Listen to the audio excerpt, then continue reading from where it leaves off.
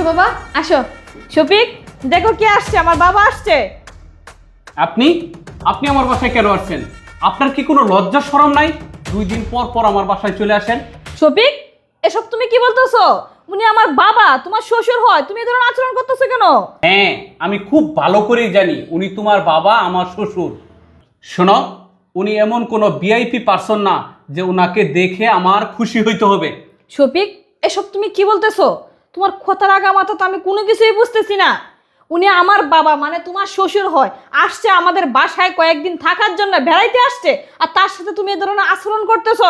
শুনো, উনি শুধু তোমার শ্বশুর না, তোমার গুরুজন, তোমার শিক্ষক, তার সঙ্গে তো তুমি এই ধরনের আচরণ করতে পারো না। আর কেন এই ধরনের আচরণ করতেছো? এই শোনো, ওনার সাথে কেন আমি এই ধরনের আচরণ করতেছি সেটা তোমার কাছে বলতে আমি বাধ্য না। আর আপনি 2 দিন পর পর আপনার মেয়ের বাড়িতে চলে আসেন। আপনার কোনো লজ্জা শরম নাই? মেয়ের বাড়িতে গেলে মানুষ খুব চিন্তা ভাবনা করে যায়। মেয়ের বাড়িতে এক গ্লাস পানি খেলেও মানুষ খুব হিসাব করে খায়। আর আপনি ব্যাগ ভর্তি কাপড় চোপড় নিয়ে চলে আসছেন বেড়াইতে। শুনেন, আপনি আমার বাসা থেকে এখনই বের হয়ে যান। শফিক এখন কিন্তু তুমি বেশি বাড়াবাড়ি করতেছো। তুমি আমার বাবার সঙ্গে কেন এই ধরনের আচরণ করতেছো এগুলো যদি না বলার একটা কথা বলো তাহলে কিন্তু বেশি অসুবিধা হয়ে যাবে। মা ছুটি তুই থাম। বাবা শফিক, ক্লাসের মধ্যে তুমি সবচেয়ে একজন ভদ্র ছাত্র ছিলে, আর তোমার আচার ব্যবহার দেখে আমার একটি মাত্র মেয়েকে তোমার হাতে তুলে দিয়েছিলাম। তুমি তো এরকম ছিলে না বাবা। একজন গুরুজনকে কিভাবে সম্মান করতে হয় সেটা কি ভুলে গিয়েছো? বাবা বিয়ের পর কোনোদিন তো আমার সঙ্গে এই ধরনের ব্যবহার করোনি। তুমি তো খুব ভালো ছিলে, কিন্তু আজকে আমার সঙ্গে কেন এই ধরনের ব্যবহার করতেছো? বাবা শফিক, আমার মেয়ে যদি কোনো অন্যায় করে থাকে তাহলে আমাকে বলো, আর আমি যদি কোনো অন্যায় করে থাকি সেটাও আমাকে বলতে পারো বাবা। না বাবা, আপনি কোনো অন্যায় করেন নাই। আমরা কোনো অন্যায় করিনি, তাহলে এই ধরনের আচরণ কেন করতেছো বাবা শফিক? কেন করতেছি শুনবেন? তাহলে আপনি শুনেন। আসসালামু আলাইকুম ভাবি, কেমন আছেন আপনি? রাখ তোর ভালো থাকা। তুই তুই কাল লেগেছস? ভাবি, আমি তো ভার্সিটিতে ভর্তি হয়েছি, আর ভাইয়ার সাথে কথা হয়েছে। ভাইয়া বলছে এখানে থেকে আমি পড়াশোনা করতে।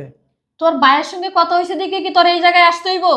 এই তোদেরকে কে দেয় কোনো কাজ নাই? 2 দিন পর পর এই বাসায় চলে আসস আর আইসা আমাকে শুধু জ্বালা যন্ত্রণা করস। ভাবি, আপনি এটা কি বলতেছেন? এটা আমার ভাইয়ের বাসা, আমি আসবো না, কে আসবে? কি বললি? এটা তোর ভাইয়ের বাসা? তোর ভাইয়ের বাসা দেখে কি হইছে? তোর ভাইয়ের বাসা দেখে কি 2 দিন পর পর এই বাসায় চলে আসতে হবে? এই রান্না বান্না কি তোর ভাই করে না আমি করি? কষ্ট হলে আমার হয়, তোর ভাইয়ের হয় না। আর তোর ভাই বলছে আর তুই সুর করে চলে আসিস এই বাসায়। আমি তোকে ভালোই ভালোই বলছি এই বাসা থেকে বেরো। এটা সরকারি কোনো হোটেল কানা না যেখানে বসে বসে খাবার খাবি। ভাবি, আপনি আমার সাথে খারাপ ব্যবহার কেন করতেছেন? আমি কিন্তু সব কিছু ভাইয়ার কাছে বলে দিব। কি বললি তুই? তুই তোর ভাইয়ের কাছে সবকিছু বলে দিবি? যাও, তোকে বলছিলাম আমি বাসায় রাখবো, এখন আর তোকে বাসায় রাখা যাবে না। যা বলছি, যা যা যা বলছি। তোর ভাইয়ের কাছে বলে দিবি না? এখন শুনছেন বাবা, আমার ছোট ভাই, একমাত্র আদরের ছোট ভাই আসছিল আমার বাসায় থেকে পড়াশোনা করার জন্য। আমার ছোট ভাইয়ের সাথে এমন আচরণ করছে যেটা আপনাকে বলে আমি বোঝাতে পারবো না।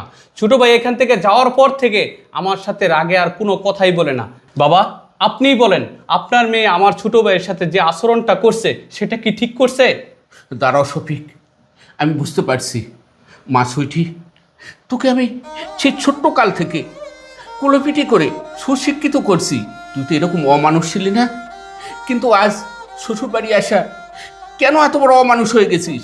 একজন মাস্টার বাবার সম্মানটুকু রাস্তায় বিলীন করে দিয়েছিস। একবার তোর অন্তর কাঁপে নেই?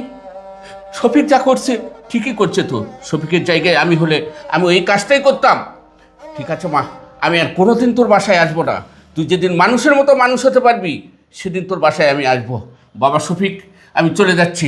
বাবা তুমি যেও না, আমার ভুল হয়ে গেছে, আমাকে মাফ করে দাও বড় মতো। শফিক তুমি আমাকে মাফ করে দাও, আমি যে অন্যায় করছি আমি আমার অন্যায়ের ভুলটা বুঝতে পারছি। শুনো, আমি নিজে গিয়ে জুনিকে এই বাসায় নিয়ে আসবো। সুইটি শোনো, তুমি তোমার নিজের ভুলটা যে বুঝতে পারছো এটাই আমার জন্য যথেষ্ট। আর বাবা, আমি যে আপনার সাথে যে আচরণটা করছি সেই আচরণটা কিন্তু আপনার মেয়ের ভুলটা বোঝানোর জন্য আপনার সাথে করেছি।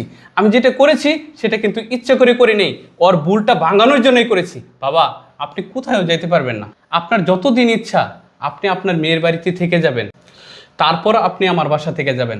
সুইটি একটা কাজ করো, বাবাকে নিয়ে ভিতরে যাও, বাবা ফ্রেশ হলে বাবাকে খাবার দাও।